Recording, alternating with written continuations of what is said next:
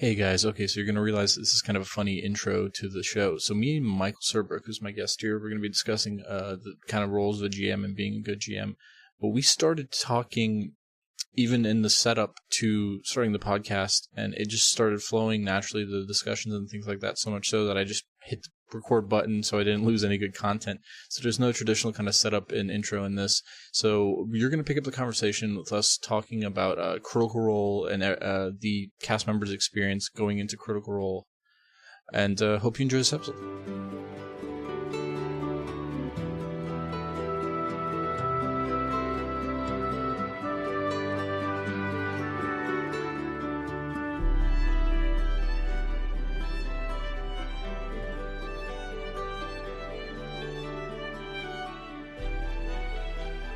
Ones I think who had done any gaming were Matt, who had done a lot of it. I think Orion had some familiarity with it. Taliesin, but he had done like Vampire and stuff. And I think Liam. Liam was the one with the most, because he was the guy who played back in middle school, high school, back in the early mid 80s. Yeah, and they're all. I think the oldest of them is still 10 years younger than me. Because I think Sam and Liam are in their early 40s. And Matt had played just an absolute ton, so that's why they asked him to be GM. So you had a bunch of people who were very new to gaming, and on one hand, they've got the storytelling background with being voice actors, theater actors, stage actors. Well, I just repeated myself. Voice actors, stage, film, and TV. They've all got that run. And there is the acting classes and everything else that they've done and the work in production. So I think, they understand building a character often to a greater depth than a lot of other people who are just starting out in gaming. So, the original characters, though, were, they also grew as they were played. They may have started out very basic, but I remember even Travis saying they sit down for the very first session, and his girlfriend, soon-to-be fiancee wife, Laura Bailey, is all of a sudden this posh English woman, and he has no idea where this came from and how to deal with it. So in some cases, the improv training and everything they had, they just, boom, I'm going to do this. They, grew those characters, and they played. And admittedly, they originally called themselves the Shits, and they realized when they went on audio or went on the podcast, they couldn't do that. So they became Vox Machina, which is sort of a meta game play on, voice of the people. We're broadcasting live and so on. Or voice box or voice machine, yeah. Vox Populi, voice of the people. Things you learn playing BioShock Infinite. But I guess the way I look at it is that for the most part, you had characters trying to do the right thing or trying to be good, to really boil it down. I mean, Pike especially, Percy was not. Taliesin has stated Percy looked like a good person, but was actually kind of awful. Molly Mock kind of awful. Taliesin has an interesting thing in that, because I think Taliesin, like you mentioned, did Vampire and a couple other game systems. And every time I've watched Taliesin play, and I hope you don't mind if I make this part of the content like a tag on the end, because sure. From all the between the sheets and interviews I've seen with Taliesin, he's up there with Matt, having played a lot of games, maybe not necessarily D&D, but Vampire and other systems. And he's somebody who's at the point where he's kind of done it all, seen it all. So I think the fact that he went to the first campaign with a character that was neutral, if not possibly evil, and what he does now in the newer campaigns, to where he wants to play radical and weird and out there different types of characters, comes from just kind of a general, I don't want to say malaise, but like, okay, give me something new, give me something I haven't seen before. I think whereas the other players, like you mentioned a second ago, everybody being so new or not having an idea what to do, they thought, oh, we're supposed to play the good guys because that's what you do, right? You play the good guys. Well, here's an interesting thing, though. Percy's not his original character. Oh, you're right. He did do. He had a paladin. He had a dragonborn paladin. So he. Yes. But what I think happened though is that the joy, because I recall Sam breaking down in tears and like thanking Liam for bringing him the game because it was just an amazing experience. And I think the joy at playing, and the idea that they were now going to play in the same setting, And I can actually draw this to analogy. And this is actually something you can edit out what I'm saying now, but this is perfectly ties into what you're talking about. And I have a perfect analogy in something that happened in some gaming I was involved in. But I think with the second game, everybody was like, oh, we can really push the boundaries. And so they really decided to push the boundaries. You get a goblin, you get Furball. Well, yeah, I think with the Furball, it may have been also a case of, hey, Matt, what can I replace it with? What's the environment like? Well, we've got this. Oh, that'll be interesting. Because Clay is definitely more good than the rest of the party, much like He's Molly. probably the most straightforward character I think Taliesin has played, because he does like his like shifty, seedy, like ulterior motive kinds. And then here's Caduceus Clay, who's just a straight lace, sort of the dude. Cleric, you know what I mean? And naive, but and the thing that I've noticed too is that, and this is something I see sometimes where everybody, and obviously they all did this in a vacuum, but there is sometimes a one-upmanship of, oh, my character is more broken than your character, because happy people. Now it's been pointed out, for the most part, happy, contented, stable people don't become adventurers. You need a reason for why you are out and about in a D&D game or Pathfinder or most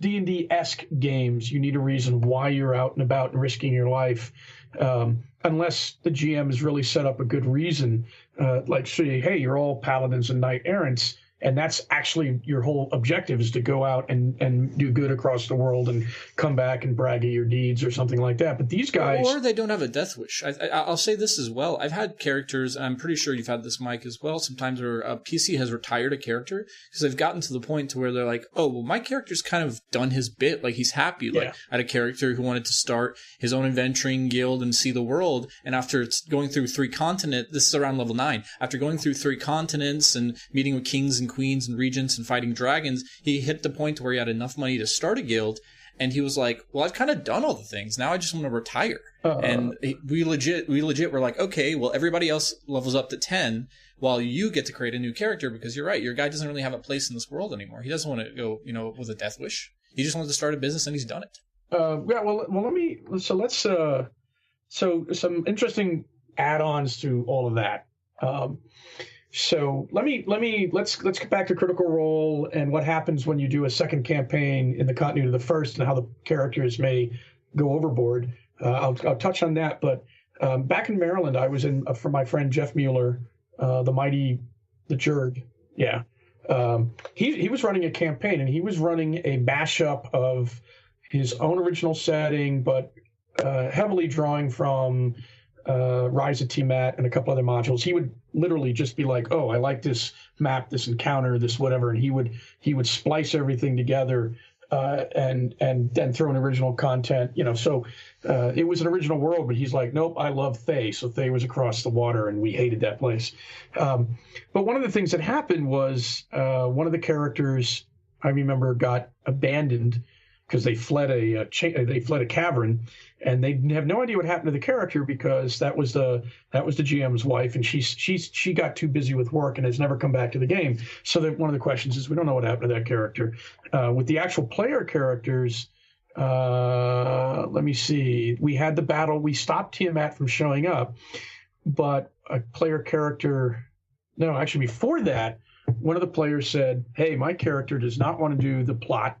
My character wants to go to the border and stop the goblins, because their background, their motivation, their personality says they're going to do that. That is the most important threat, because you've presented us with multiple threats, and my character is going to break away." So they brought in a new character in the battle against Tiamat. That character was killed, and my character looked at the really awful things, the end justifies the means things that some of us did, and said, you know what, I'm going to go off back to the Outlands where I'm from and think about my life and what I've done.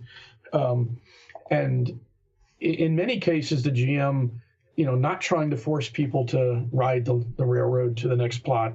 And not that he was railroading us, but you get the idea, was willing to let players have their characters sort of come in and out of the story, and have new characters come, and he even let the paladin completely rewrite his character to be a normal fighter because the paladin had become so disillusioned. And I think that's an actual awesome thing because it makes it more organic. You don't have that forced. We all have PC on our forehead. We all trust each other. We're all going to stick around for 20 levels or 200 experience points or 20 years or whatever, because that's because we're all together.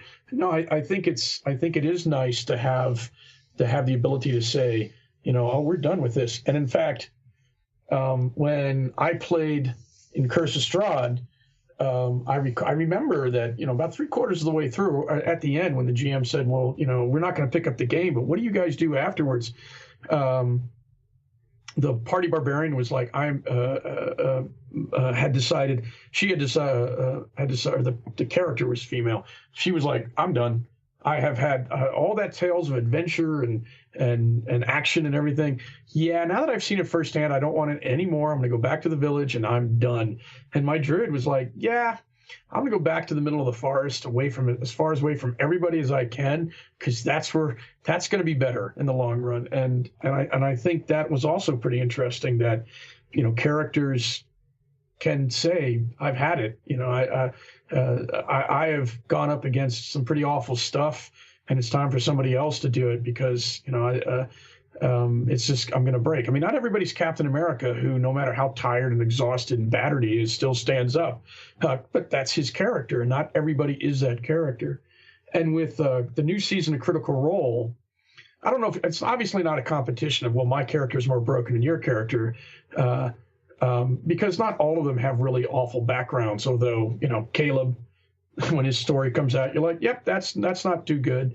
You've got Not, who's obviously an outcast from the goblins. You've got people with family issues. You have people who just want to get out and see the world, and that's actually Jester. I mean, Jester's got the simplest motivation of all. I've spent the first 20 years of my life sort of cooped up in one building, and now I want to see everything. Wanderlust is kind of a nice thing to have, especially in contrast to the dark and grave of backstories of the other characters. Yeah, and without naming names and spoiling it for those who have not fully caught up, but if you think about it, you've got two outcasts from their origins. You have somebody with wanderlust. You have somebody who's very closed mouth about their backgrounds, and is. Is sort of adrift. You have somebody who is out, had to leave where they were, ended up leaving where they were. I think Clay is the one that we can kind of name and be like, yeah, Catechus is like, I got to go somewhere, but I'm with you guys, and you guys are kind of a mess. So I'm going to try to keep an eye on all of you. But you have some kind of, you don't have anybody who has a noble desire to do good, which is not required in a game, but you have a much more immoral bunch. And there's some times where I was like, man, these guys, if they're chaotic neutral, they're definitely playing that sort of, especially Jester with doing some stunts that I actually was very uncomfortable with. Like, man, you're really being cruel. And in some cases, I think they're being cruel without, I don't know if they're knowing it or they're being cruel because they think it's funny or they think the character thinks it's funny. So they're being cruel for the sake of cruelty. I think the whole real quick, everybody listening, we are starting in media res. There's no proper intro to this episode. We've just been talking about Critical Role. Hopefully I'm going to go back and record an intro so a lot of you guys aren't confused. Hi, it's Don. I'm here with our good friend and former guest, Michael Surbrook. Hello. We're talking about Critical Role and the role of a GM, and I think you're hitting on a couple of things I have on my list of topics I wanted to touch on. You're hitting on a couple of things I wanted to talk about, one of which is Go ahead. So let me just actually the one that really and because I don't want the one to see if you agree with me and see if this touches in. It's the whole bit that really made me uncomfortable. The whole bit with I'm going to involuntarily tattoo somebody from the other ship, and I always thought that was. Do you realize what you're doing there? Now the GM's role, bringing it back to the subject, is to let I always think give you the rope and let you hang yourself with it. And whether that's going to come ever going to come to bite them in the butt or whatever, it may never. But that whole sequence where they played pirates, and I thought, man, I have some characters that if my character was in that scenario would have drawn on the rest of the party in a no, we're not doing this.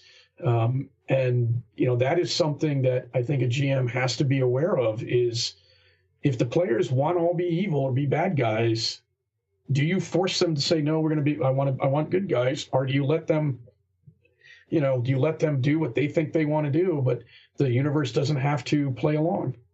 Okay, so that's one of my questions here, and I was meaning to get us back to that, okay. Which is the way these statements in this episode is going to go for those of you who are listening is I have a bunch of statements here, which are kind of bold and very easily picked apart, which I'm going to do to incite conversation back and forth. And one of them is it's the GM's job to keep the players in check and the story moving forward. Well, this is a situation where we're talking about where these guys are kind of going a little off the rails and being cruel and more sinister, and I don't know if this is us not knowing behind the GM screen, whether he had Matthew Mercer had a conversation with his players to be like, hey guys, do you want this to be a sort of evil, neutral, ambiguous kind of morality game? And they said yes. Or if this is them just kind of fucking around and having a good old time and messing with PCs.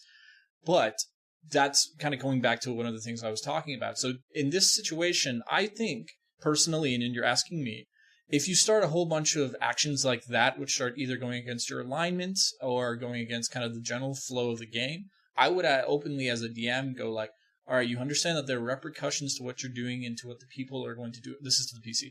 There's repercussions to what you're doing and what the people are going to do to the world around you. And that if you want to play this type of character, if you want to play this type of game, okay. But as long as it doesn't, A, harm everybody else's experience at the table, and B, you're ready for the very real consequences of that, you can play that.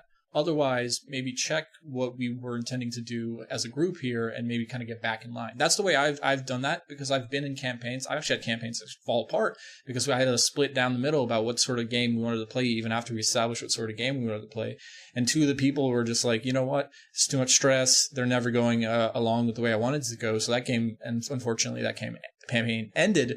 But at least I gave everybody a chance to be like, hey, guys, we need to figure out what we're trying to do here, and I don't want to harm anybody else's experience. And unfortunately, just differing opinions and wants happen in that scenario. So I'm with the belief that in that scenario, I think the DM or GM should either check their player and see if what they're doing, if they understand what they're doing, is going to have consequences. And yes, I agree. Like that's a tattoo is still taking away ownership and what's English here I'm looking for. Autonomy, thank you. It takes away autonomy from someone, which is along that evil path, along that manipulative path.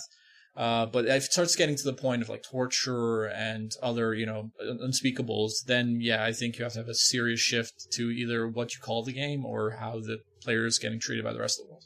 And part of it is that due to my research on one of my previous gaming projects, I have a reasonably good understanding of piracy, the golden age of piracy, and what pirates were like, and the idea that it's not Johnny Depp, it's not Pirates of the Caribbean, it's not most Hollywood, it's certainly not most of the Pirates of the Caribbean movies, as I said there, and sometimes I think about what does the NPC, or what is that guy in the movie, or what are these characters that are often just killed off with no reason, or, to establish how badass the villain is, or, just because they're red shirt fodder for gruesome deaths or whatever. But sometimes I think about that, and I think, I think if you were developing a living world and your NPCs are not just cardboard standouts to be abused or run roughshod over by the player characters, what do they think? I mean, here I'm gonna haul you from your ship to my ship. I'm gonna give you a tattoo, and yet there's some stuff going on there that do you guys realize that this could be awful for him down the line? You have some sort of weird pirate tattoo, and we can convict you or just on that because obviously you must have been a pirate and things. And there is a question there of how in depth you want your world to be, and how reactive do you want it to be. And yeah, you can establish with the session 0, hey, we're going to do a 4-color supers game, which means I want you guys to be sort of on the up and up. I want you guys to kind of like understand it. You're the hero, and and I'm not going to penalize you for doing heroic and maybe reckless acts, because that's kind of the shtick of that style of comic game. On the other hand, you can say, we're playing Curse of Strahd, and this is gothic horror, and this is going to be sort of a survival of you against a very ultimate evil. And if you goof off or screw around, it's going to really be painful, and things like that. And you may want to ask midway through the game. Mercer could ask, or you could say, do you guys really want to play this style? Do you want me to sort of change my take a look at the plot threads and make them more self-centered, immoral, type gaming? And I think the takeaway I have with this is that communication is key. Whether you have a mailing list, whether you have Facebook, whether you text or call or pull people aside, or even have a few minutes before the actual campaign, and then CR's case, the cameras roll, or during their bathroom break in the middle. I think you need to say, is this the game everybody wants to play? Because you can have half the party, half the players being like, this is awesome, and the other half being, this is not what I want to do, but it's the only game in town, so I'm kind of stuck with it.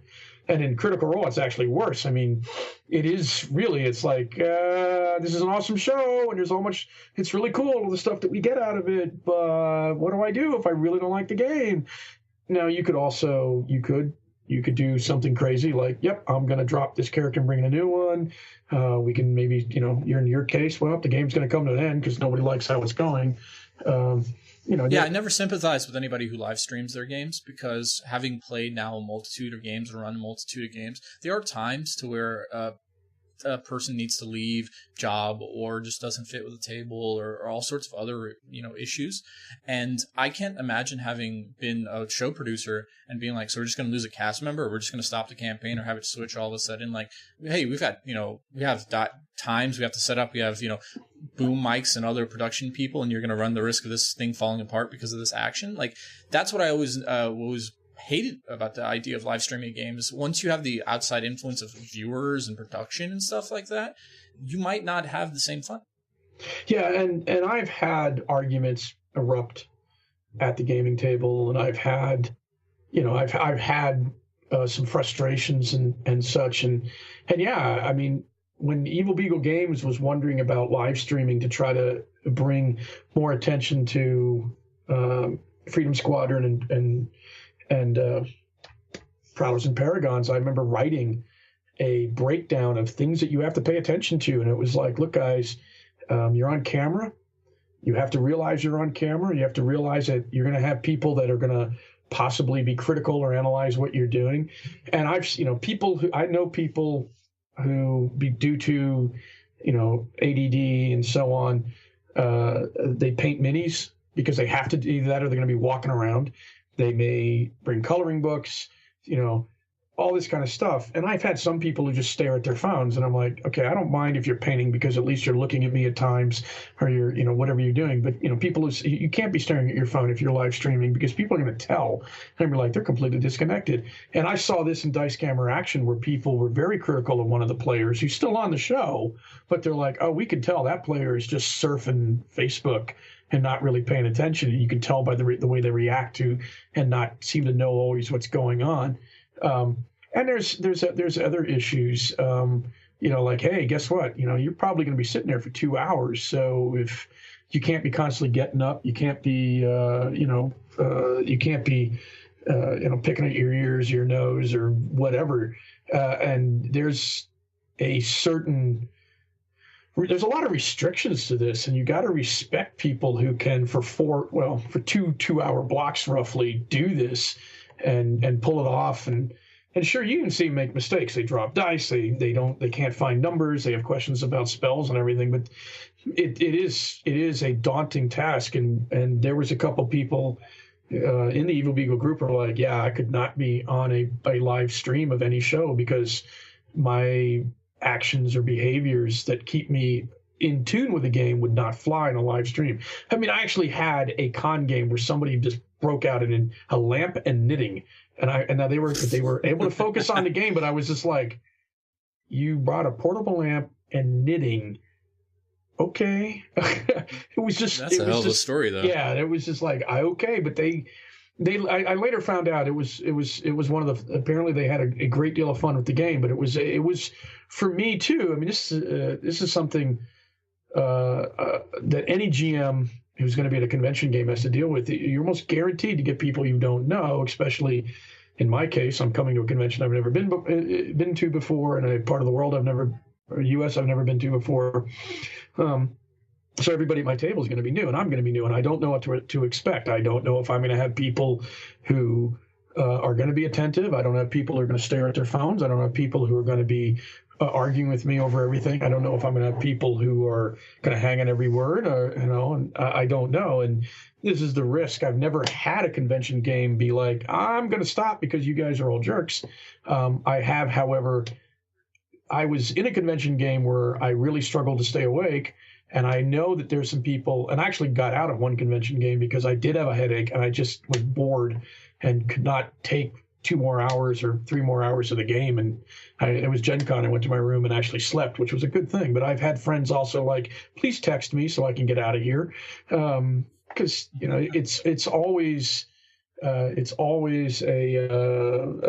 gamble as to what you're going to get in any game, even with people something bad may happen in the course of a session, and all of a sudden it may be like, well, maybe we'll call it early and, try better next time or whatever.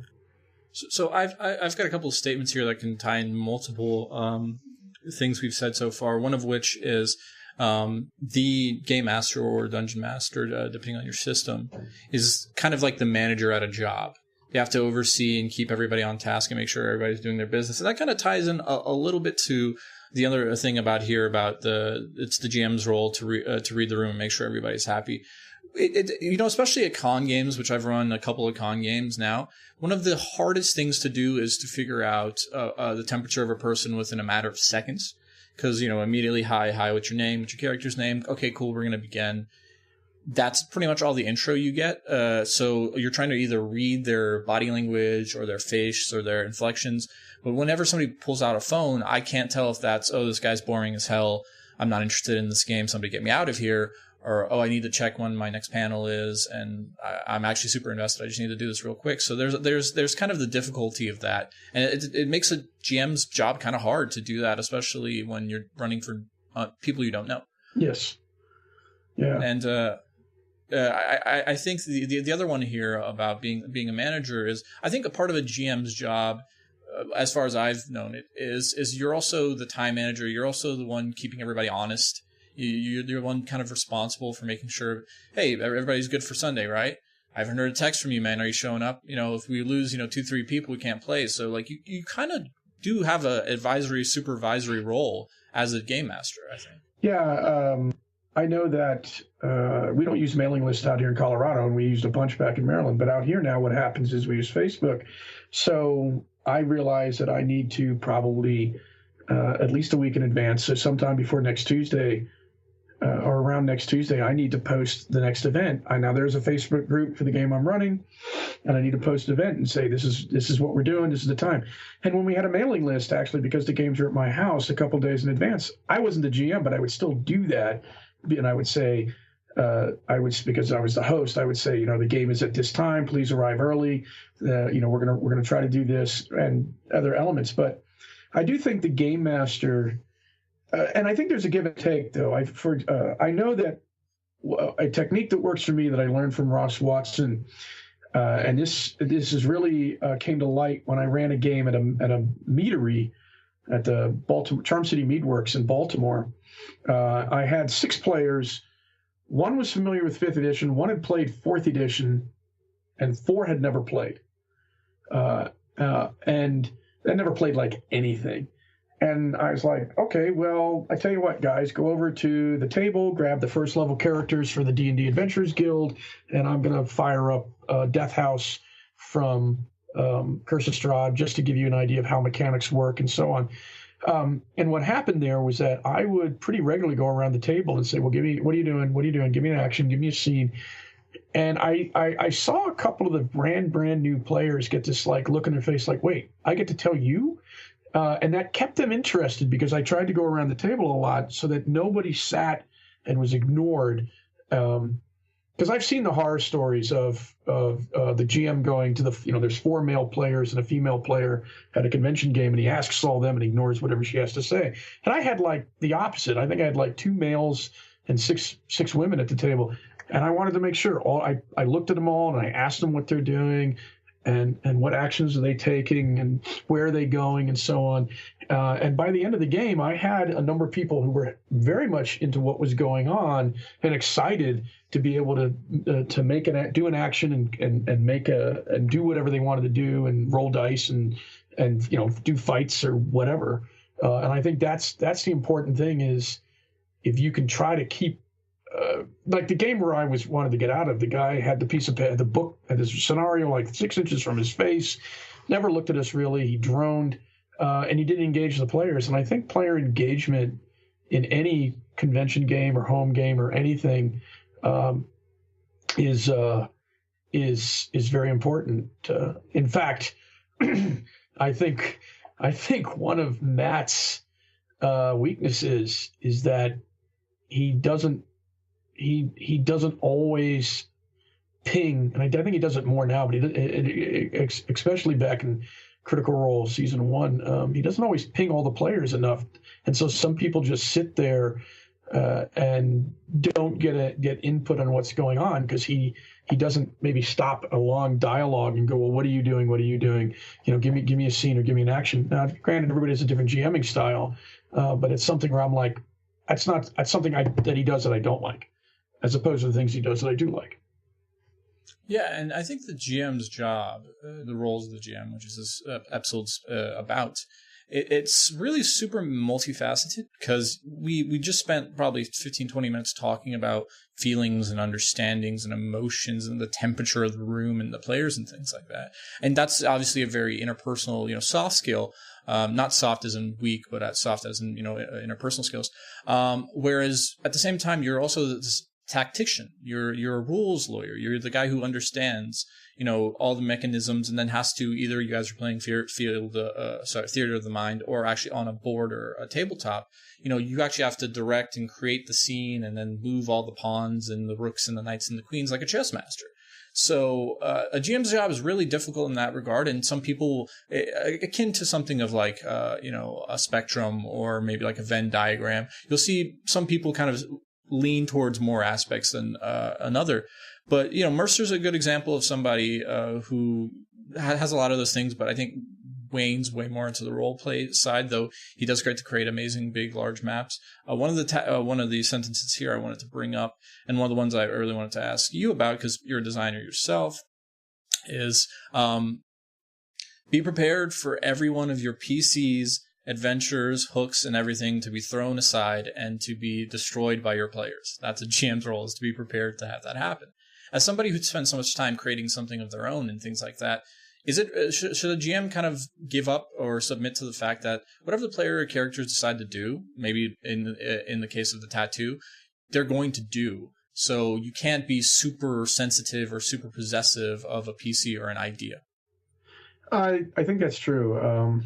There's a couple yes. The base answer is yes.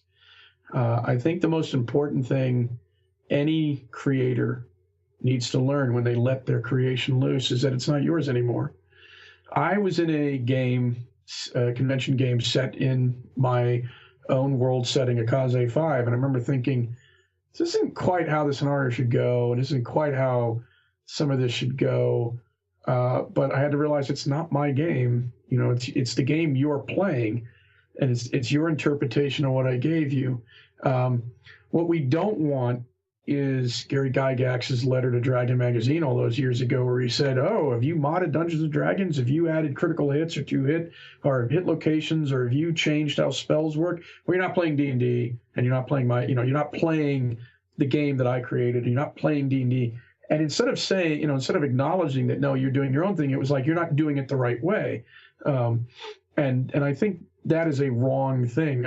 With stuff like Champions and Fate and Savage Worlds and all these other ones that are more general, easily moddable, and even with D&D and other things, I think the idea is that, if you if you add to the game, if you add third party or your own creative content, perfect example is, once again, Matt Mercer. He large portions of that is he's done custom content with gunslingers and blood hunters and everything else. You're playing your game. You're playing a role playing game. It's not necessarily raw D&D or raw GURPS or raw whatever, but you're still playing a game, and there's nothing wrong with that, because whatever you do may turn into something bigger. I mean, if you really look at it, Pathfinder is what happens when somebody house rules, and mods 3rd edition or 3.5 D&D like mad, and then goes, well, now it stands on its own 2 feet. And a number of games, actually, that I recall, were a case of modding game A and then eventually developing game B, and it was its own thing. So yeah, you have to be prepared to. Actually, I don't know. And now I got to get back to your question. No, you're good. So you're kind of adding to, you do not have complete ownership of your game once you release it out there, or in the case of a GM, once you get to the table and you start playing, you can create this world, these PCs, these casts, these ideas, all that you can bring from your own side, but as soon as you give it to your players, it's out of your hand and they can make changes and decisions their own way. Right, and I remember being in a game where are hearing about games, or being in games where I felt that you really just ought to write a novel, because you want such tight control of player development and player action and what they're doing, that you're not comfortable with the players making decisions that don't agree with where you want the story to go. And there is no way to account for every little thing the players can do, or going to do, or can do. And I think you can do bullet points, and actually, let me back up one quick second here. There's a huge difference, if you ever go to a convention, in my opinion, between a convention game and a home game. If you go to a 4-hour convention game, you really should be expecting, and I've come to realize that, it's going to be a pretty linear story, because you've only got 4 hours, and there's only so much that you can do. And I pre-create the characters and set you a base scenario. And if within 5 minutes you go, well, I don't want to go into your scenario. I want to go over the mountain and play in some village over there. It's just like, you do realize through the woods where grandma's house is. Yeah. I gotcha. You signed up for this game. We're not playing a sandbox. We're playing a movie. This is a script. Not that I'm giving you a script, but there is a set series of encounters, and if you want to get what you paid for when you got a ticket for my game, you're going to want to go through that.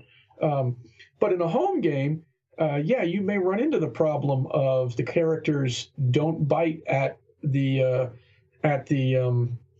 bait, and they get interested in something else. I mean, the joke that we see in the cartoon is the GM is face palming because his carefully crafted NPC that is really important is over here alone, and the players are gathered around some soup cellar that they find utterly fascinating, and they want to know more about that. And I've seen some GMs talk about, like, yep, the whole campaign changed because I threw in something and the players latched onto it and they ran with it, and now I'm like, that's what they want. I guess that's what we're going to do.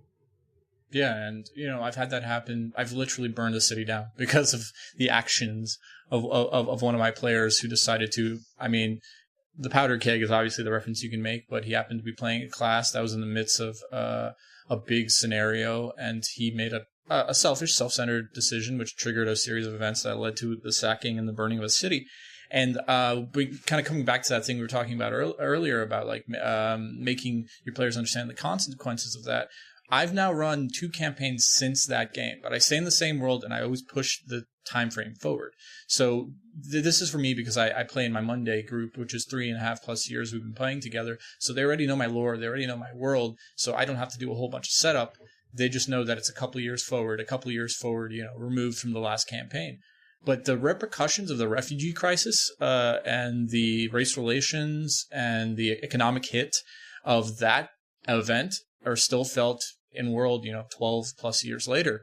So it's kind of one of those things to where you're right. You should have no qualms about making a change or a shift, because it could actually become a fantastic new addition to your world. Because half the time, I think our characters are also helping us write our worlds. You mentioned the guy who's, well, you just write your novel if you want things to go, A, B, C, and then D. I agree. If a person wants to have everything linear like that, write adventures, like not proper books, but you can still write adventures if you want to stay in the RPG sphere, because that way you have a beginning, middle, and end.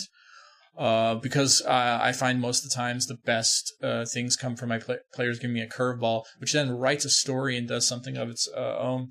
And I will say this: you did mention a thing about telling the people at the table that, like, hey, this is an adventure. This is what we have to go through. Like, you can't kind of buck that. This is what you kind of signed up for. One of the statements on here is the GM should never defend his or her actions. And obviously it's got a subtitle here. It slows down the game. Don't allow your players to argue. You are the ultimate judge, jury, and executioner. What do you think about that statement in regards to that, Michael? So I don't know if I fully agree. Perfect. That's the reason they're so bold. Right. Well, part of the reason is that GMs, everybody can make mistakes. And if you interpret a rule wrong, because there comes an issue, especially like when I've been playing Champions for 20 years, where you get the additions confused or you have misremembered a rule. And I remember talking to some people like, oh my goodness, this actually says this, but for some reason I transposed a letter or a word, or I just thought and then never went back to double check. So I think a GM arguing at the table is not a good thing. I think it's look, we'll fix. We should accept the decision, move on. But then if you come around later and go, hey, I want to point out that actually, the rule actually says this, or the spell or the power says this, then you also should go, oh, yeah, my mistake. So let's make sure that's not a mistake we make next time. As in, saying, "What GM? Why did you do this?" That's actually, I think, that's something to also maybe to be saved for after the game. Now, in game, if the player's like, why is this here? Or why is this thing that's obviously overpowered for a power level or whatever is here? I think saying, "Are you sure? Did you do realize we're only third level, or we really realize we're only 200-point characters?" Or and the GM may say, "Yeah, I know. Okay, there needs to be a bit of trust there, but also, it may be like in character. Why don't you?" As somebody might say, "Well, why is that like that?" And I remember, I think as a GM, I'm like, "Why don't you ask him? Don't ask me. Have your character ask this NPC. I know why some of this is here." So there's a couple layers to that about, you're not a complete autocrat. There should be some give and take, but there should also be some trust. I should trust you as GM. It's not going to, throw something at us that is completely out of our league. But you should also trust that I'm not going to try to undermine everything you do at every point, because I don't trust you to run a fair game, if you understand where I'm coming from with that. Yeah, and there's an interesting sort of give and take here, because as the game master, you have the ability to end the game at any moment if you want. You can have the boulder, rocks fall and you die, right? You can have them turn the corner and it's a giant death, cruiser ship that blows their tiny, petty passenger, plane out of the sky. Like, anything can happen because you're the one who's dictating the scene and the scenario and things like that. So there's the potential for you to be a tyrant or an autocrat and things like that, and you want to weigh that obviously heavily. But at the same time, I think part of where the statement comes from, when I was pulling together all these statements, was there's something to be said about kind of running your game with an air of confidence and an air of respect. And I think we as GMs have to convey to our players that, like, I know this world, I know how people are going to react and how things are going to go. And when I throw something at you, it's not out of spite or anger or wanting to manipulate you or have a hard time with you. It's either this makes sense in world, or this makes sense with the situation, or however the module is, or there's a purpose. There's an ultimate purpose here. There's no reason there should be a red dragon against third levels. Well, who knows? Maybe it's actually an illusion set to, by one of your rivals to fuck with you or to make a point. Or maybe this was a lucid dream sequence set in the astral plane or the ethereal realm, like whatever it is. I cannot tell you now, because as soon as, and this is literally, I gave you an example I literally did. I threw a red dragon at a 4th or 5th level party who were freaking the F out, like we're about to die, we're about to die. And I let all of them get kind of burned to a crisp in the fire, except for the last one, who's a barbarian, because barbarians and resistances somehow survived that first hit. So I got to just swallow him whole. And then I cut to, and then it's X-Men, right? It's the danger room. And then your, simulation ends and you're told by the people, like, and that's why you should always be ready to get out there, because you never know it's going to turn around the corner. And that was my whole sort of like wanting to do a funny setup and lead in. But initially the cries of freaking out of like, what are you doing? You're just killing our characters in one turn. This is so fucking unfair. I had to just stern face, just look at them and go, that's what the dragon does. That's what the dragon does, until the great reveal of this was, the danger room. It was an X-Men scenario. And, I did something like that, except I think I told everybody but one that this is going to be a dream, and I proceeded to kill off their characters, and the guy finally twigged because he goes, you know what? Nobody else is really panicking over their characters dying. Something is up. But, what you're saying there actually makes a lot of sense, that if there is a trust between the players and the GM, then things like that can happen. And a smart player would be like, there's more to this than that. Now, I will also admit, in my Curse of Strahd game that I ran, and in the Powerless and Paragons game I'm running, I turned inspiration, and P&P has something called Resolve, into a pool. So I had a bowl in front of me, and instead of giving people individual inspiration, unless they did something really spectacular, I just threw poker chips into a bowl. And there were times where I held up a poker chip and looked at a player, especially the guy who this was his first campaign. And I said, you play it safe, fine. You play it risky, I'll throw a chip in the bowl. And in that case, it was, I'm not going to, if you do everything to not run into trouble or have me, the GM, go, now what can I do to mess with you? Sure, that's fine. But if you do the risky thing and run the risk of me throwing something even more unpleasant at you, or being able to mess with your action, because this is Barovia, but you do get a resource chip out of it. And similarly, in the P&P game, they captured a very strange vehicle, and I said to basically the technopath, you never get to fix this beyond certain parameters, but I give you this resource, this resolve chip that you can use to affect your die rolls. And the player understood what I was saying was, if you make this ship work so that it flies, you bypass all the cool encounters I want you to run into. But if you don't, and you take this chip, you get a chip that you can use to play with your die rolls, but you get to encounter more of the world. And the player was like, sure, I'm good with that. No problem. Give me the chips, And so I think you can, somebody say you're bribing players, but I think there's a give and take there of, let me manipulate your decisions, or let me manipulate the world a little bit to make it more fun for us in the long run. And if you trust me, it'll be fine. And in both cases, it worked out pretty well. And there's actually a great mechanic like that in the tabletop game Gloomhaven, to where if you've never played Gloomhaven, anybody out there, I've heard of it. Oh, it's a really expansive game. It's like, I think the base set's like $115, and then you can end up spending close to $165. A friend of mine did, for all the boards and all the additional classes and stuff like that. But it's basically any RPG campaign, a fantasy RPG campaign in board game form. Every scenario, some of it. Yeah, every scenario has a number, and depending on the level, and it branches out. And but as opposed to dice, you have cards. And one of the interesting things is when you have a character at the very beginning of a campaign, you draw a card which has your own individual goal, like for the entire campaign, which will retire your character.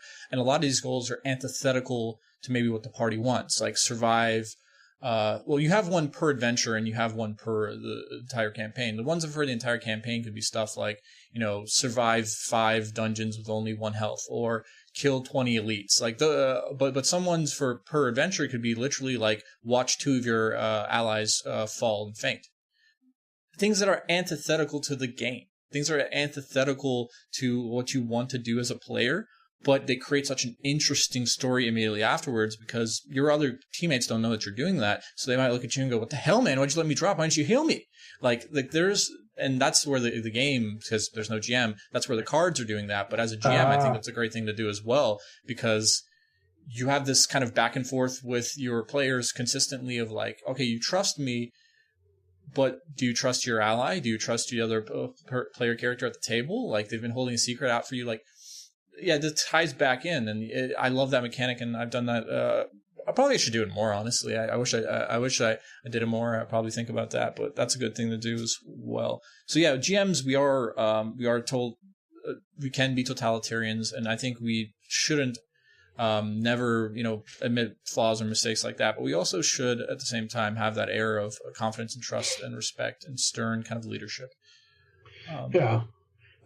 Now, as a similar note, though, as GM, you should be confident in your players and yourself, and your players should be willing to accept that there may come a point where you say, guys, we're going to have to take a break. I need to think about what you just did.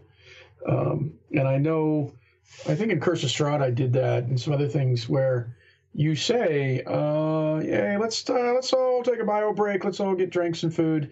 And I'm going to spend 5-15 minutes and consider your actions, because if you're letting your players take that left turn when you want them to go straight or go right, I told you to go right,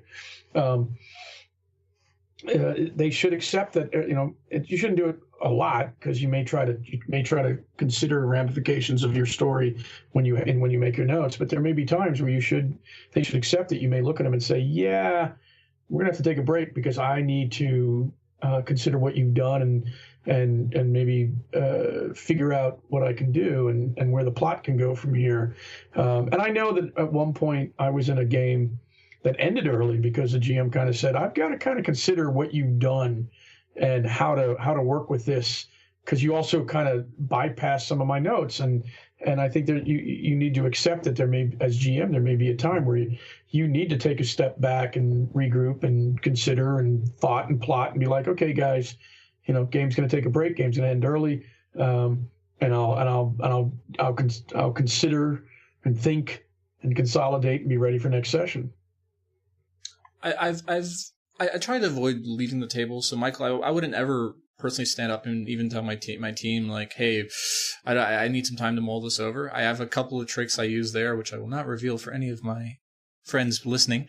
But sometimes it will be something as simple as like, okay, this session ends 15 minutes earlier than usual, and then I'll use that time to be like, oh damn, good thing they didn't open that door because I was not ready for the repercussions of what was happening next. But I found the and this is just from my perspective, I found most of the time to where you need to stall or to figure out what's going to happen to the world can be I don't know what the English is. You can create that time, I think is what I'm trying to say, by just using a little mental gymnastics on your players. And let's say they just do an action and they went into a room you didn't expect or kill a person you didn't expect. I go super into detail about what's going on around them, or I'll throw in a thing of like, yeah, did we make it out of there all right? Sure, roll perception or investigation.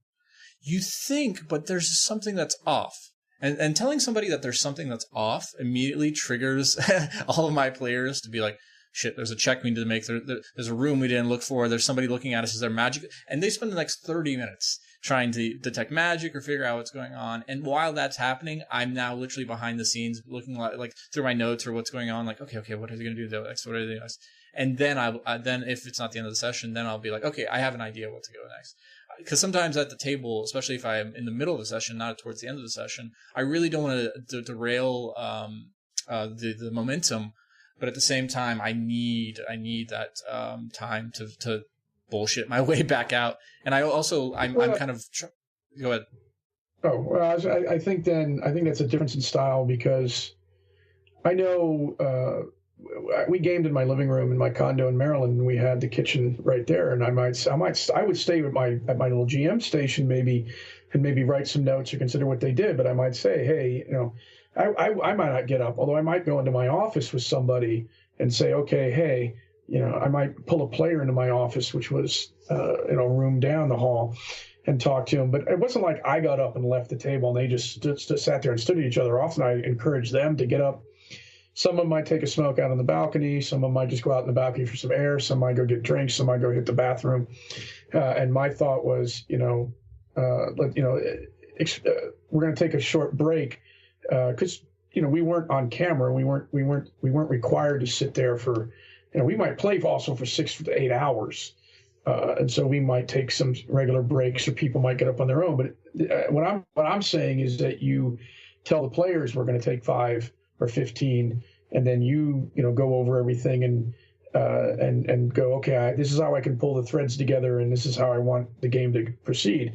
If it's toward the end of the session and you're like really at a loss, yeah, you can also end it early.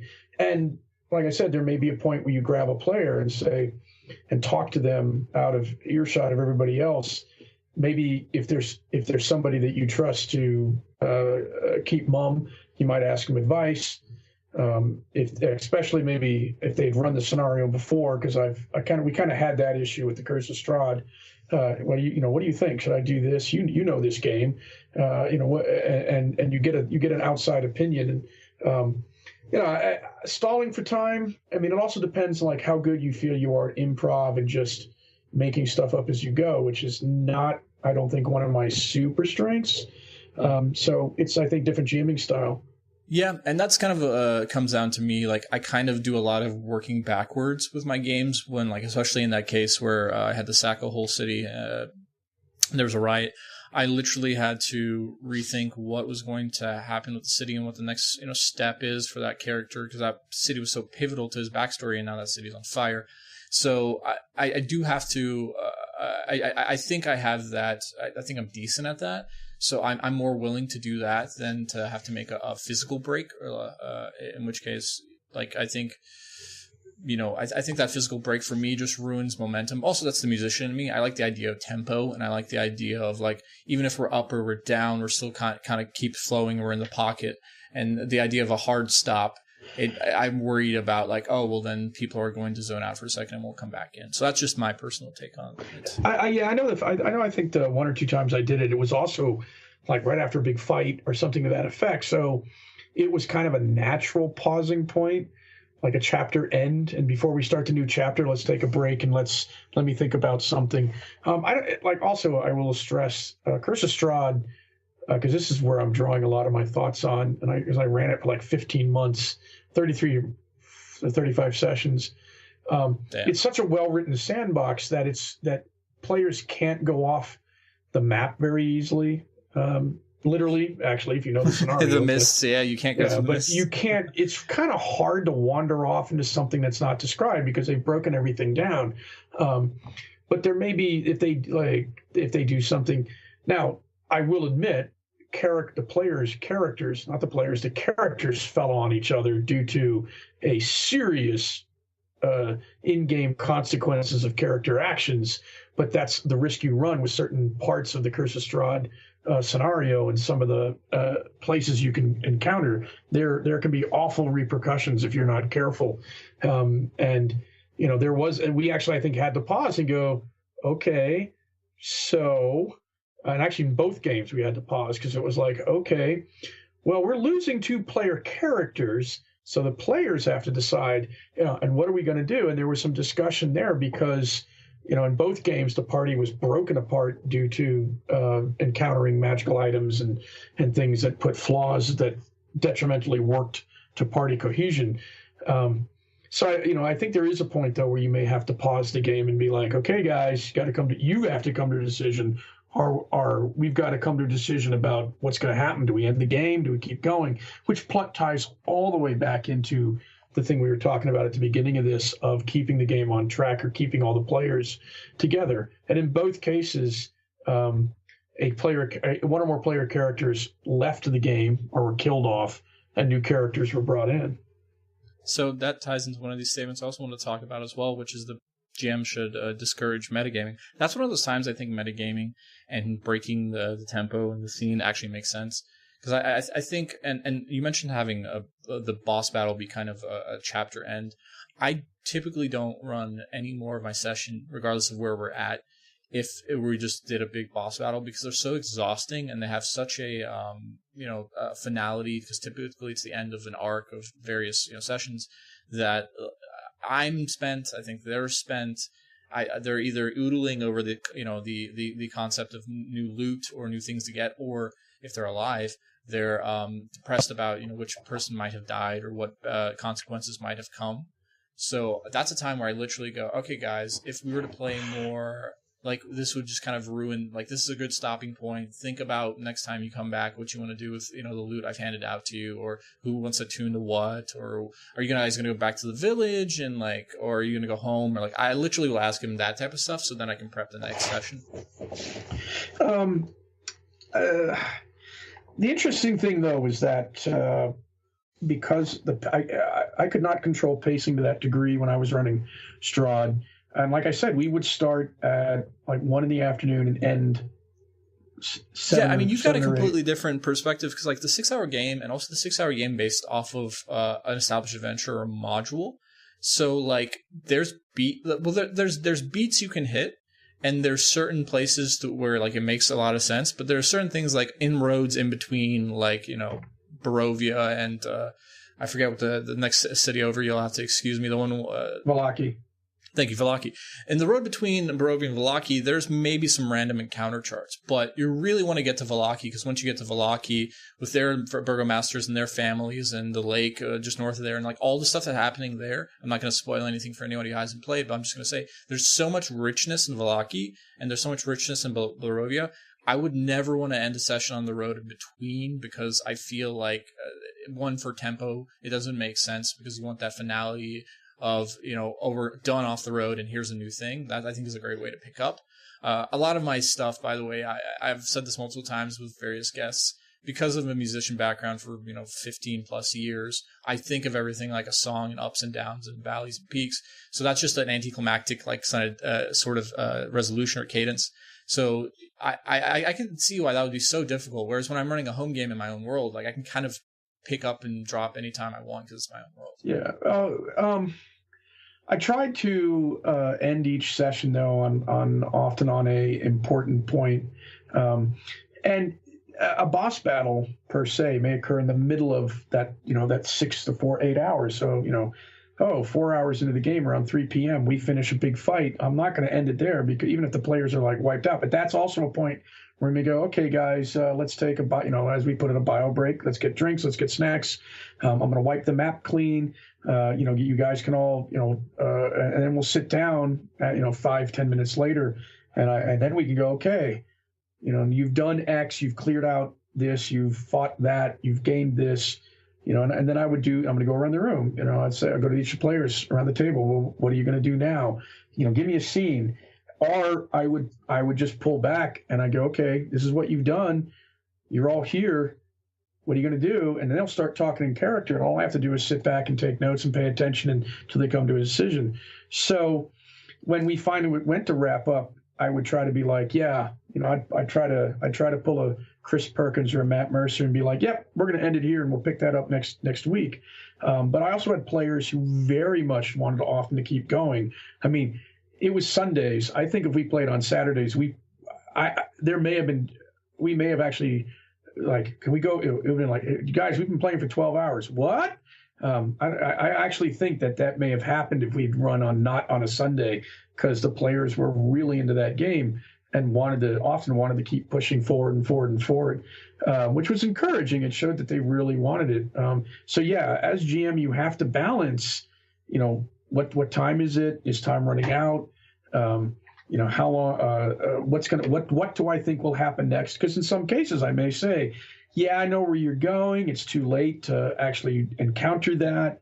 You don't want to start the boss battle in the last 30 minutes because of just how combat works. This is not going to take 30 minutes. Yeah.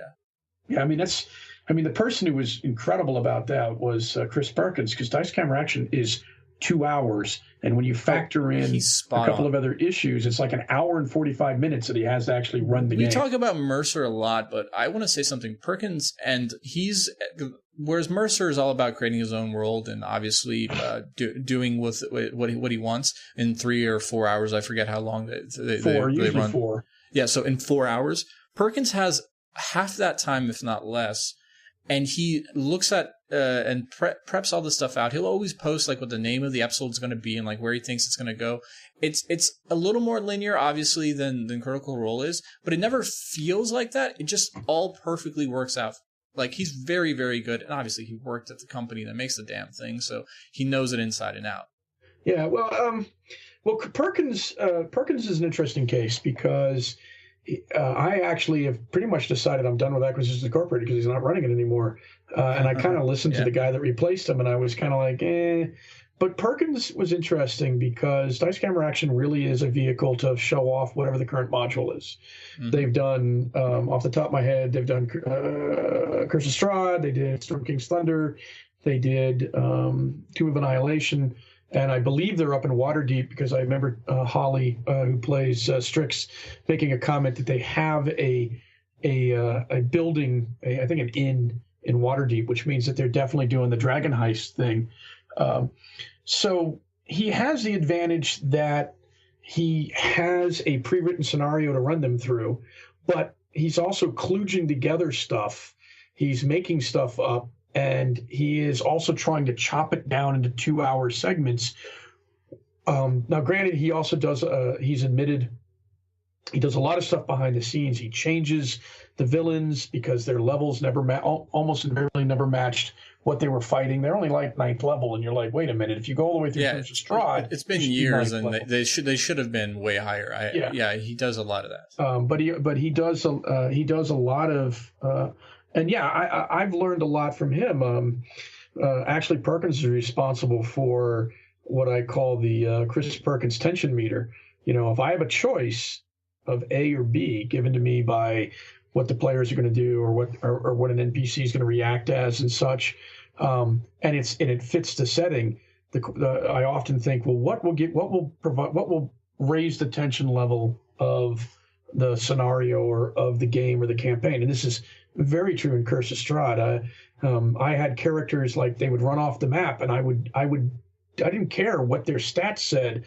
I would wait until the most opportune and most tension, high moment to introduce them back on the map, with the idea that, once they're off the map, they are there to raise the stakes whenever I feel it's most appropriate. And that's something I kind of learned from him. That and being a little more free with tinkering with what characters can do, because it just makes a more exciting game. Yeah, I can imagine in his prep and probably during the streams as well, that his brain is constantly doing like cost-benefit analysis of like, do I introduce this character now? Oh, that might take too long. Oh, that's not flowing with this. Let's not do that. I'm going to drop that. Nix the second half of this. Take away 2 challenges here. Make this bigger or smaller. Like, I can just I really, if we could open a cranium up and watch the process, I'd be really interested to see how a DM or GM's mind starts just activating, especially when their players start going off the rails there. Because I've run the same, I've run Strahd as well as you have, and I've had watching him play Strahd and realizing where he does things differently and doesn't. And I'm like, I'm pretty sure a lot of those are based off of the tempo and him reading where his characters are at or what they can survive or what they can't survive. And I'm like, it's pretty masterful because he does it all with an air of confidence, which we talked about a little bit earlier, an air of confidence and casualness. But then whenever he feels that lull, he brings the heat back up, turns the tension, and then keeps the game flowing. Yeah, and I think one of the prime examples is I remember asking another friend of mine who listened to the Dice Camera Action when he did Curse of Strahd, and I said, hey, I was like, because one of the characters was not there for a session, but the player character was, and the player character got killed and melted into snow and ice. It was obviously a simulacrum. And I was like, wait a minute, does Strahd even have that spell? And my friend Matt was like, no, he doesn't. But, he's got all that library. It's like, oh, yeah, I should just give him whatever spell I think he needs off camera. So I actually introduced someone, and the player characters were very confused when they were like, that's Strahd, but here is Lord Vasily von Holtz, who we all thought was Strahd and looks an awful lot like him.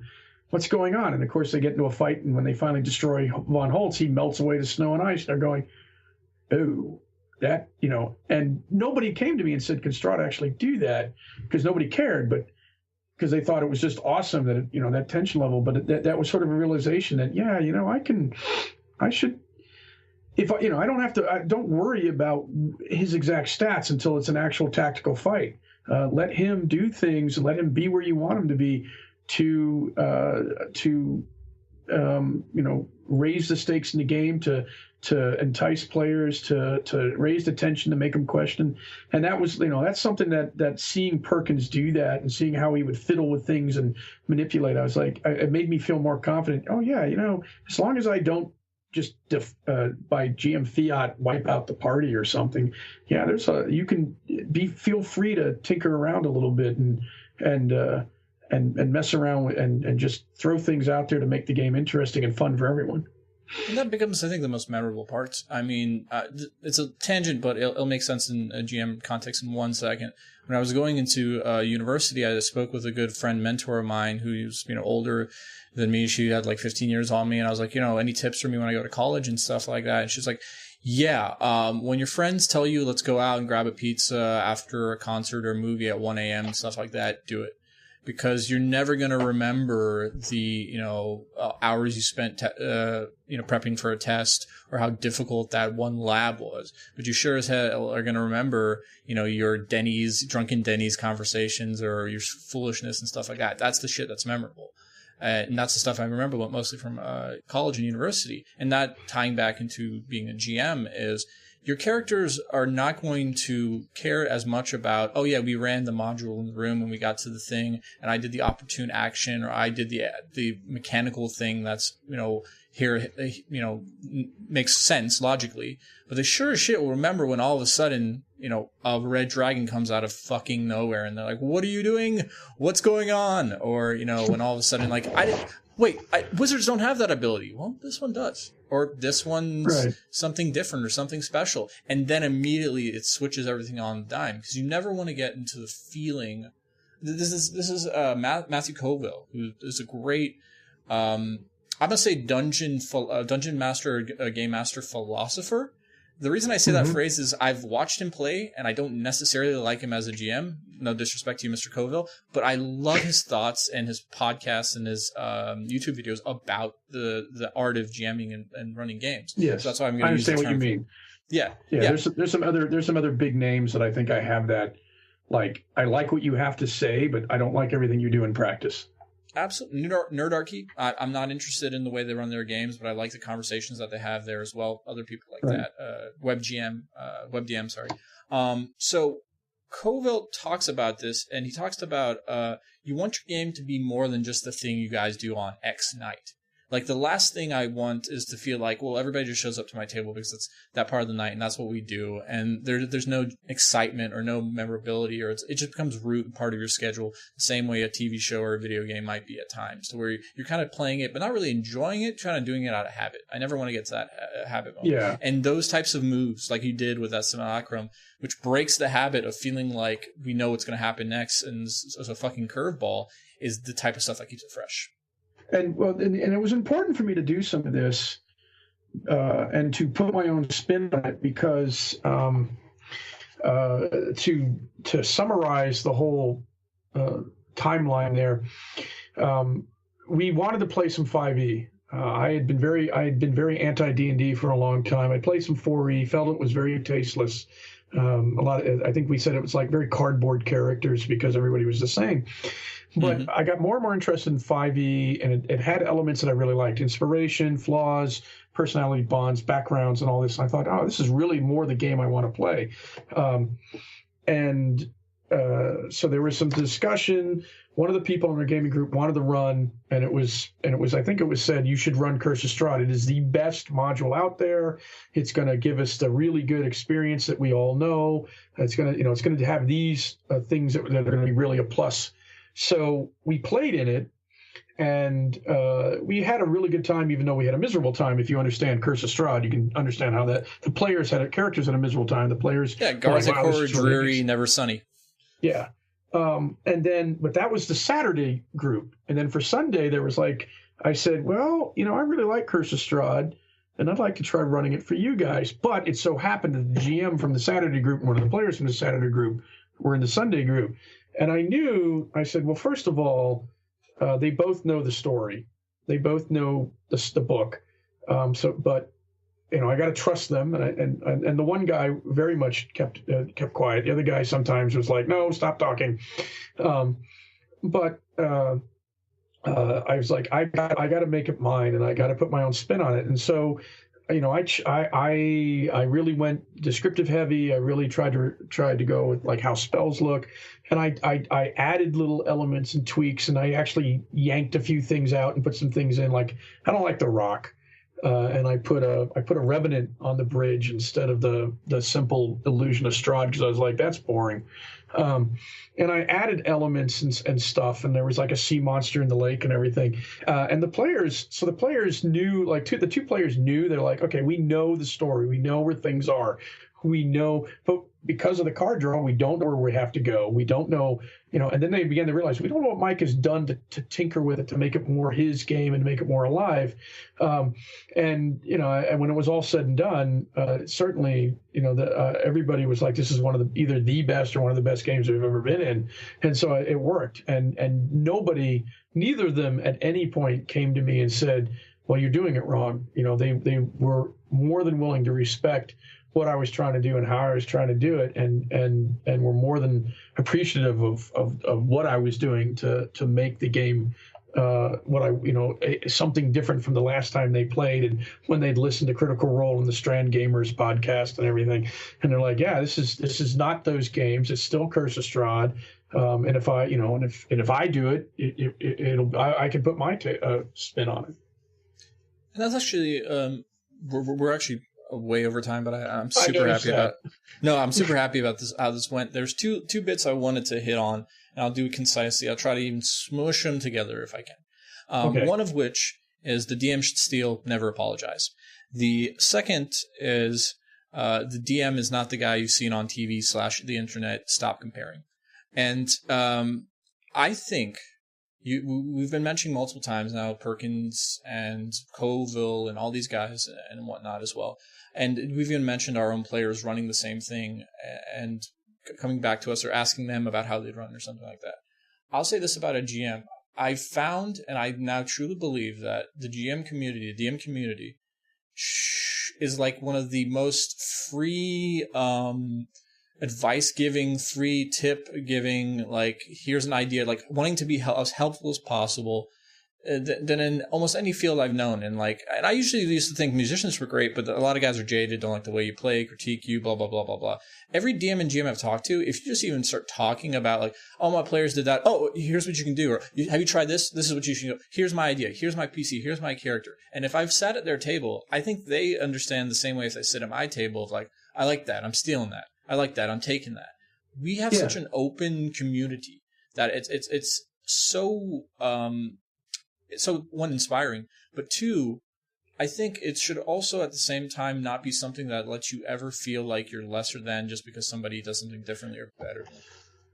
Actually, it reminds me of the advice. One of my new players had never really played in a long-term campaign, and I told him, I said, you should try going to any local game conventions. Not that Maryland has a whole lot.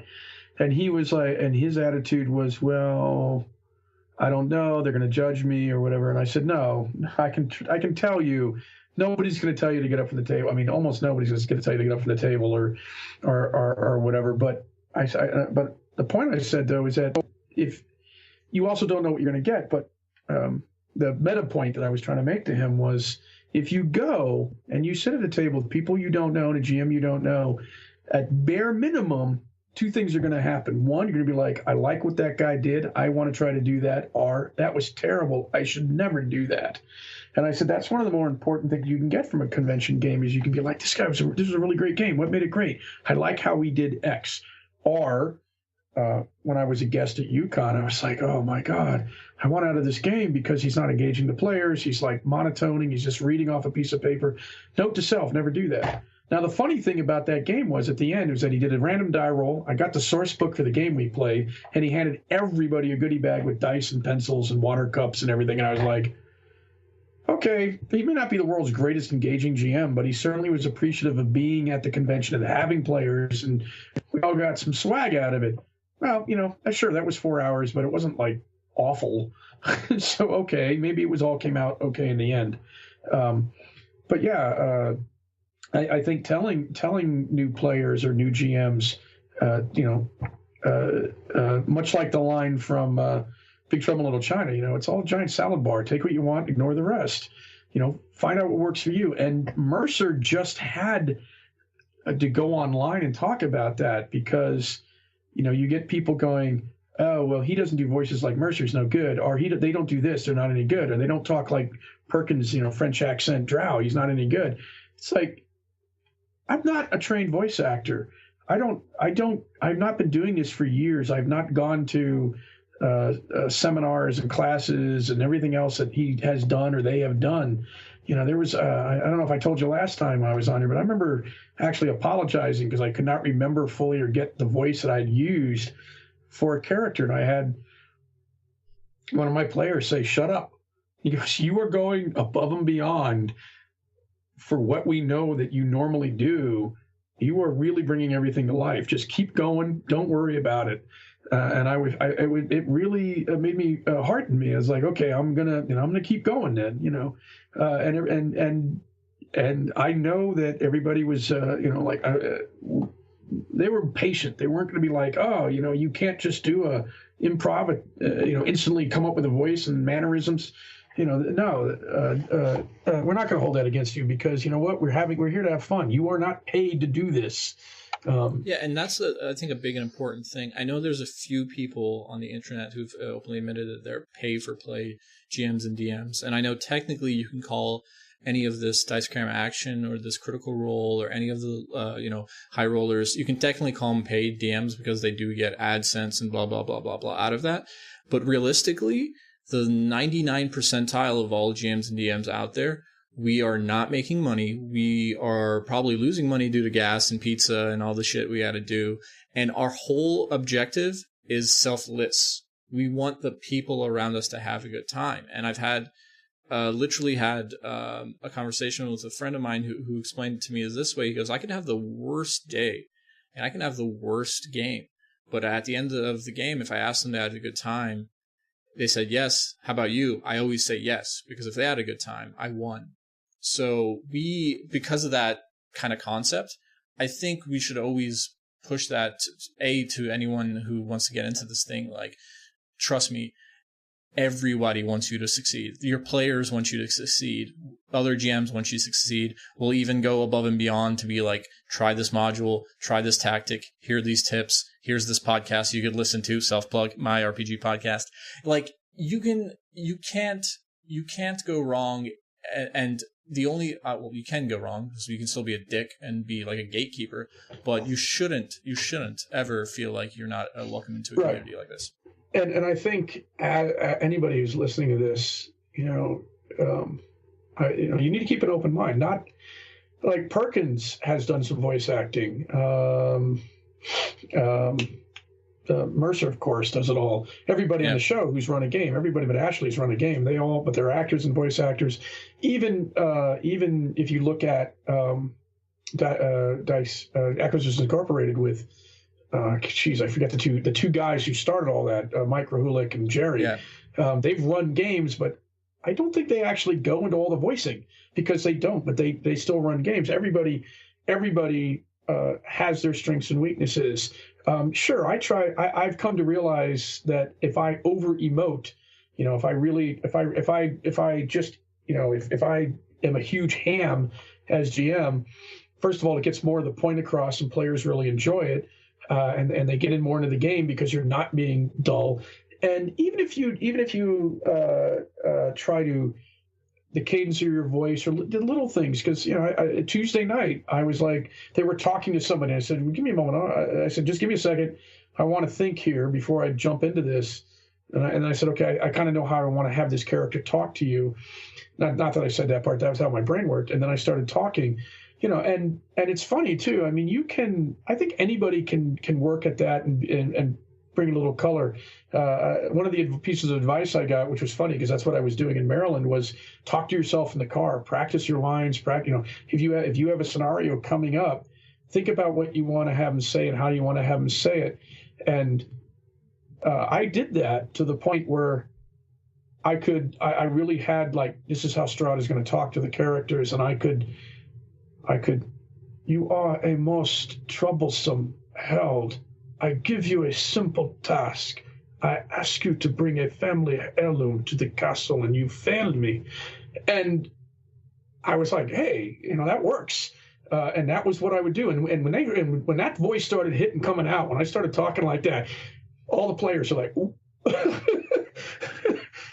Because they were like, I think I know who that is. This could be bad. And because there was a dream sequence where, like, the one character, the bard, the herald, was talking to a shadow figure before he really realized who it was. But I started talking like that, and I knew there were players at the table going, oh, he's talking to Strahd. This is going to be interesting. And it, it really was just a slower cadence and maybe an inflection. You don't have to be Mercer. You don't have to be Perkins. You don't have to be some of the other guys. You just have to, do what works. And maybe your players don't want a bunch of funny voices, but you want to be confident. You want to project. You want to maybe stand up for certain characters, but certainly look everybody in the eye. I think that helps because you want to engage. But you don't have to be somebody who gets paid big bucks to be on video games and to do voices in anime and everything. As fun as that sounds, and as awesome would be to have Mercer as GM or player, because he does the Gonzo stuff as player too. It really is like he said in his letter, and the way I've thought, it's what works. If you can't do accents. You're also the best GM for your table because you're there and you're reacting and, like, yeah, you said it. We'd love to have all these amazing people at our tables and play underneath them, but they're not going to do that, or it's not likely. So who do you have? You have the person who's sitting at that table who wants, like, is actively, he or she wants to help you, and, like, how can I help you with enjoying this game more? Like, that's as good as it gets. And I'm not going to disparage any player who wants to try to put a voice to their character. I actually have some people in my Tuesday game who can do, like, they're doing Irish or English or whatever. And I'm like, and I admit I can't do that. Now, I've also had massive allergy attacks. I don't get them out here in Denver, but in Maryland, I had horrible sneezing fits for 12 hours, where I would skip Kleenex and go straight to a dish towel. My voice is way more raspier than it used to be. And I said there's ways of speaking I don't think I can do anymore because my vocal cords are like, nope, we've been abused. But it lets me do a good revenant. I can speak in a hoarse whisper really well. There's certain strengths I have and such, and actually, what was even funny is I had my paladin character in Jeff's game had been hanged. So they meet her and they start talking to her, and she's whispering, like, my name is Frost. And everybody was like, and it was funny, people were like, why do you talk like that? What's with that voice? I said, why don't you ask her? But it was pulling it once again, and like, don't metagame in game. But I was able to do a little bit there, and it worked. I was the only one really kind of doing that because the rest of the players had a different attitude, but I decided to stick with it. And it's what works. If you're there, you can have a bad GM, you can have a bad game. One of the things that I also stole from Ross Watson and I did in my Curse of Strahd game and others is what am I doing right? Or what did I do right? How am I doing? Because I want that feedback. Is everybody having? And I will say, like con games, I think everybody having a good time. Are you enjoying what's going on? And I think maybe even if they're being polite, they say, yeah, at least nobody's like, no, it sucks, get me out of here. I'm like, well, nobody's ever done that. And I remember the one criticism I got was rewriting the chorus to Henry V, the opening chorus to Henry V to match the game. That was great. You just kind of needed to slow it down at the end. I was like, yeah, I could tell I started speeding up because of nervousness. And they're like, yeah, other than that, everything was great. But that give and take, the having players, point out, oh yeah, you did this, or even asking players to point out what other players did that was awesome to positive reinforce the experience at the table, saying, oh no, don't feel self-conscious about X. That was awesome. You need to do more of X. That helps, because I will admit also, I had a huge Critical Role fan, the new guy, one of the very new players. And he got very self-conscious about what he was doing, because a lot of the other people weren't doing what he thought, was gaming per Critical Role. But he was told, no, just keep doing what you're doing. It's your thing. You do it. They're going to do their thing. Don't. And by the end of the campaign, he was writing and performing, just vocally his own bardic songs, and everybody was applauding and roaring and like, that's awesome. Yeah, my quote that I'm going to use from a more recent film, Into the Spider-Verse, is the suit always fits. Eventually, the suit always fits. Best. Yeah. That was Spider-Man movie. I'm not going to spoil who said or what said that, but please watch Into the Spider-Verse. But that's what I tell any aspiring DM, GM, and even players who are nervous as to what they're getting into. The suit always fits. Eventually, it'll always fit. You're going to find out what it is that you like and what you're going to do, and it's all going to make sense. So regardless of any of the statements and arguments we've had here, you're going to find your way, which is a perfect way to end this episode of MyRPG Podcast. Michael, if people want to find you on the internet and contact you, what's the best means? Well, you can look for Michael Surbrook on Facebook. I think I'm the only Michael Surbrook on Facebook. You can also look for Evil Beagle Games and find Michael Surbrook Presents. And you can see my product line for Savage Worlds and D&D and Little Champions and hopefully a lot of Prowlers and Paragons in the next year. It's 2019, this year. Yeah. Also, there's an email address if you want to actually ask me any questions, or you can just friend me on Facebook and talk to me there. I'll try to respond. Right now I have lots of free time, but I'll try to respond when I can. And occasionally, well, if you're in the Denver area, I'm going to try to make a lot of conventions from going here on out. And occasionally I get asked to be guests at other conventions, which I think is the only way I'm ever going to meet Mercer at the gaming table, is by some crazy chance.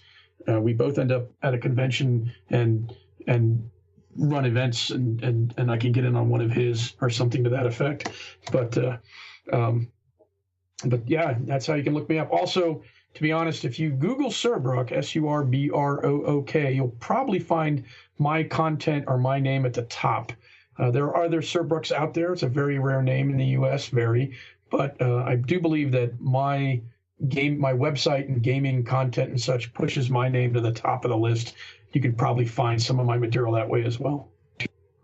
That it does. And if you want to listen to the MyRPG podcast, you can find it on Podbean, iTunes, and wherever podcasts are found. If you have any questions or you want to send any requests our way, it is myrpgpodcast@gmail.com. My personal Twitter is @classy_Don. That's DON. Thank you for listening, and I will see you at the table.